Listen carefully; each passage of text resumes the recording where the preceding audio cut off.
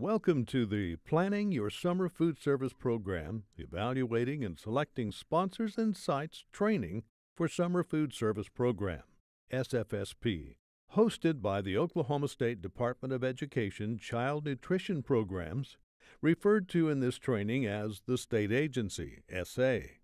During the training, when directed to the web page, this will always refer to the OSDE SFSP web page at sde.ok.gov/SDE/summerfood, unless otherwise specified. In this training, we will review information on what to look for when selecting program sites, operating limitations, the sponsor or site agreement, and requirements to meet before opening sites.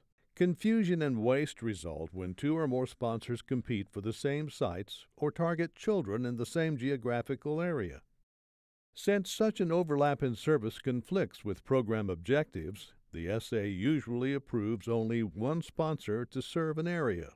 When determining which of the competing sponsors will serve an area, the National School Lunch Act requires the SA to give priority to 1. Local school food authority sponsors. 2. Government and private nonprofit organization sponsors that have successfully operated the SFSP in a prior year. 3. New government sponsoring organizations. And 4. New private nonprofit organization sponsors. Sponsors should be able to explain why differences in the population of children they intend to serve requires multiple sites in close proximity to each other. Sites also may be close in proximity but separated by a physical barrier that limits access, such as a busy highway.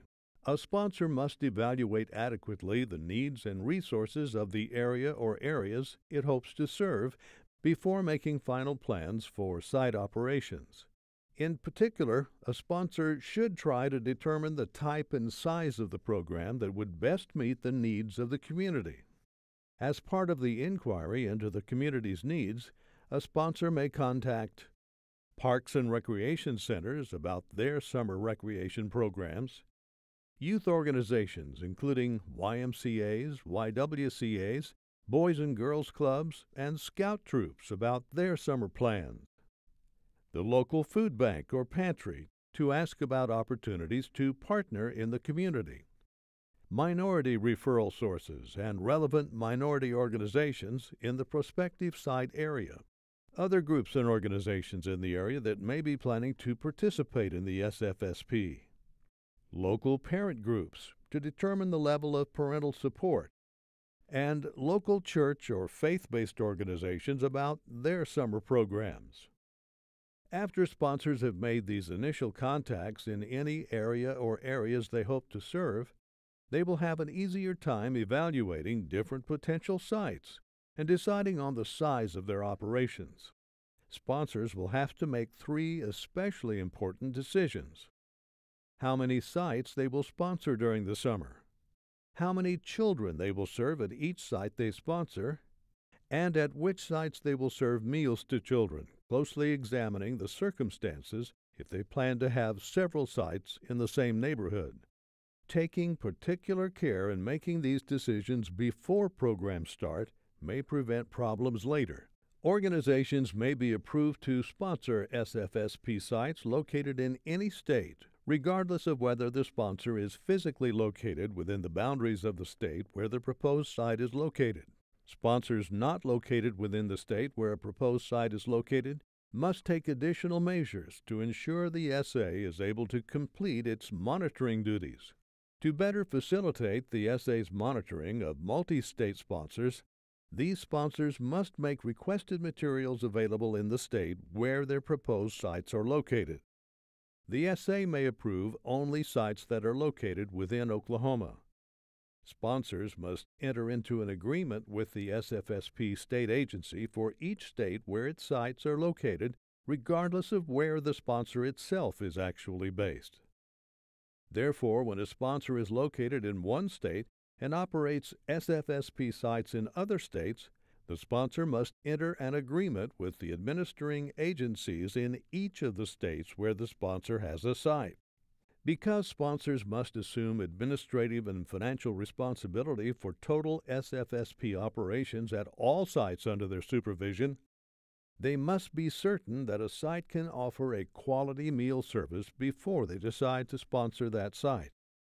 Sponsors should not select sites where site supervisors have had a poor performance record in past summers, or where supervisors were unable to institute timely corrective action. In addition, depending on the nature of these problems, the SA may choose not to approve such sites for the program. Sponsors are responsible for choosing the most appropriate facilities available for food service.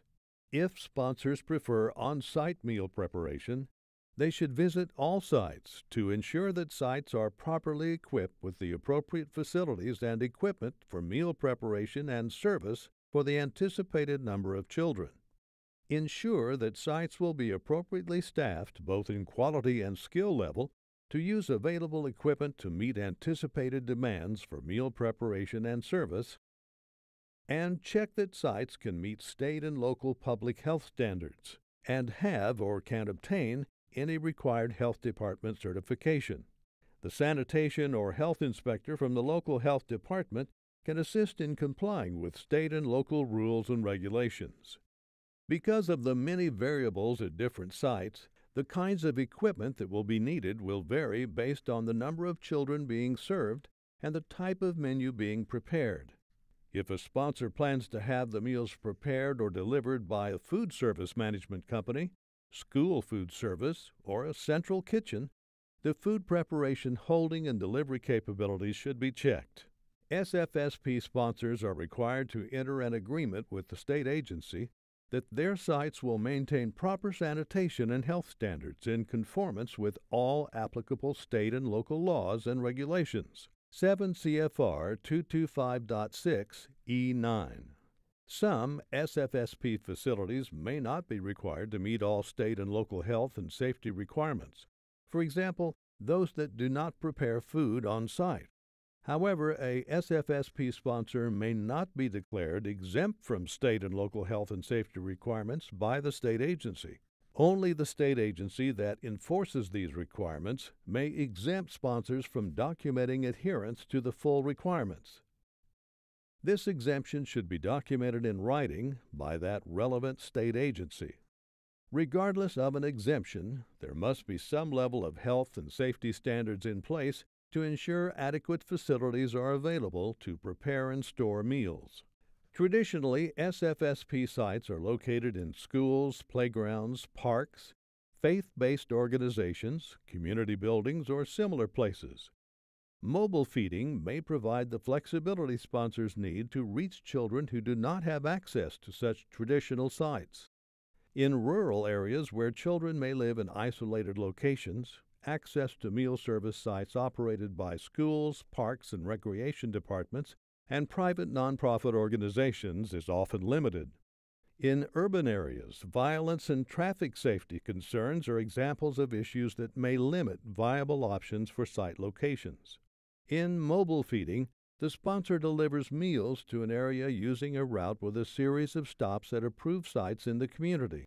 The meal service must take place on approved days, and the sponsor must serve reimbursable meals during approved service times. Sponsors must ensure that all state and local public health standards have been met and have or can obtain any required health department certification.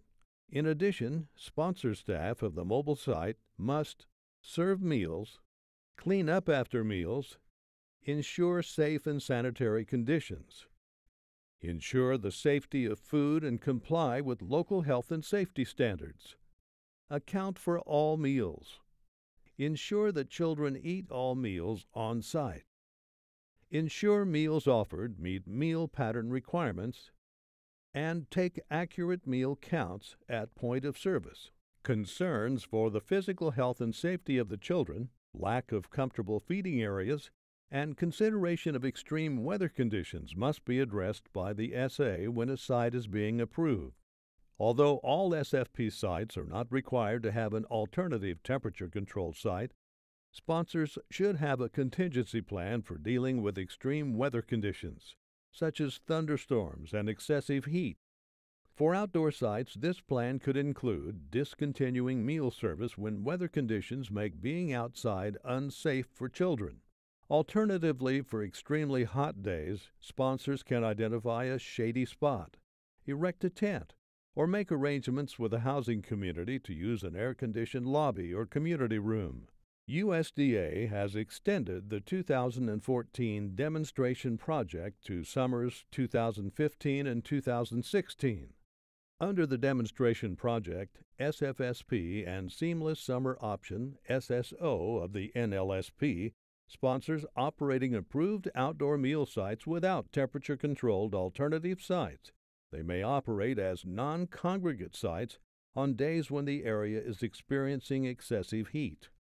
Non-congregate meal service shall be permitted only on days when the National Weather Service has issued a heat advisory, an excessive heat warning, or an excessive heat watch for the area in which an approved outdoor meal site is located. For more information, go to Demo Project Non-Congregate Feeding for Outdoor Summer Feeding Sites Experiencing Excessive Heat on the web page under Program Information. According to program meal service requirements, sponsors should assess how much supervision will be necessary to ensure proper program operations. These supervisory needs will differ from site to site. For mobile feeding sites, extra precautions should be established to ensure the safety of the food being provided to children.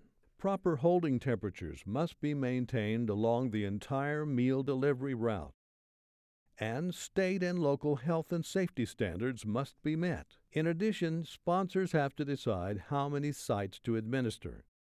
This decision will depend greatly on the need for a site in the area, the administrative capabilities as a sponsor, and the size of the programs at the sites. Sponsors must be sure to plan to operate programs that are consistent with the size of their administrative staff and the extent of their expertise. A small sponsor with limited administrative experience should carefully place limits on the number of sites where it will offer meals. If a sponsor plans to administer a meal program at multiple unaffiliated sites, for example at recreation programs or vacation Bible schools, the sponsor should enter an agreement with the site supervisor or responsible site official. The agreement should list in specific terms the responsibilities of the site supervisor for the food service program, which will help the site supervisor understand his or her duties more easily. However, the agreement does not relieve the sponsor of final administrative and financial responsibility for operating the SFSP at the site, including the responsibility to maintain contact with meal service staff, ensure that there is adequately trained meal service staff on site, and monitor site operations. Sponsors need to determine the maximum number of children who can be served at any of their sites. When estimating the number of children to be served at each site, consider the site's administrative capabilities, the physical capacity at each site for serving children, and the number of children living in the area of each site who are likely to participate. The importance of estimating as accurately as possible the number of children each site will serve cannot be overemphasized. Adequate program planning requires an accurate estimate of the number of children who will be served, so the total potential reimbursement can be calculated. For new sites, an excellent way to estimate the potential number of participating children is to contact schools and other children's organizations in the areas of the sites to determine the number of needy children within a short walking distance of the site. To reduce waste, meal orders should be adjusted after the program starts if fewer children than anticipated participate. For returning sites, participation from the previous summer normally provides an accurate estimate of participation for the current summer. According to program requirements, the SA must set limits on the number of meals a site may serve to children for meal reimbursement. This limit is referred to as the site cap. Site caps are required for all vended and self-prep sites by program regulations. A sponsor may not claim reimbursement for meals served to children at any site in excess of the approved level of meal service if one has been established. Therefore, a sponsor may not claim reimbursement for meals served to children at any site in excess of the cap. Sponsors may use the fire marshal site capacity as the site cap if applicable. Children are drawn to locations that offer educational, enrichment, and recreational activities, as well as sites that provide meals.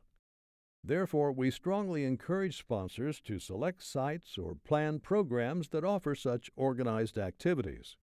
The following are examples: local libraries, swimming pools, faith-based organizations or churches that offer religious study day camp sessions, schools that offer various activities, boys and girls clubs, programs at colleges and universities, 4-H clubs, YMCAs, national youth sports programs, year-round public service programs offered in the community.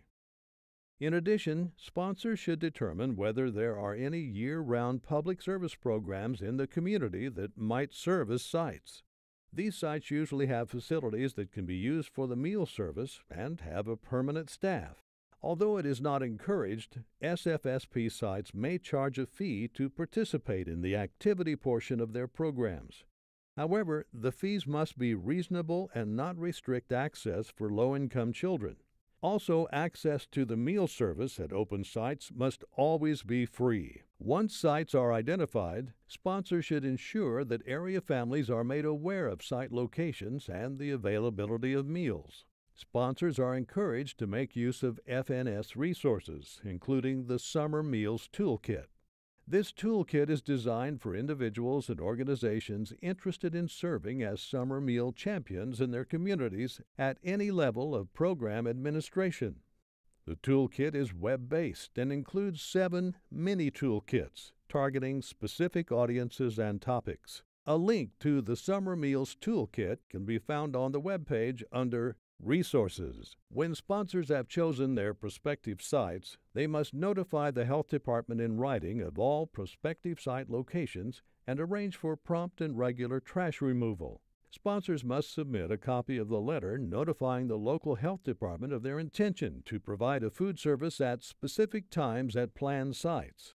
Prior to approval, sponsors must visit new sites and any sites that had operational problems in the previous year. However, the SA has the option to waive the pre-operational site visit requirement for experienced SFSP sponsors, CACFP sponsors, and SFAs participating in the NSLP or SBP and who are in good standing in these programs. These visits are to determine that the sites have the facilities to provide meal service for the anticipated number of children in attendance and the capability to conduct the proposed meal service.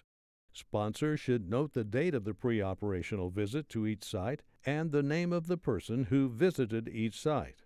When a sponsor applies for the SFSP, it will have to certify that all required site visits have been conducted. These pre-operational visits must not be confused with required site visits during the first week of program operations. If you have any questions, please contact the state agency at 405-521-3327. Thank you for participating in the Planning the Program, Evaluating and Selecting Sponsors and Sites training for the Summer Food Service Program.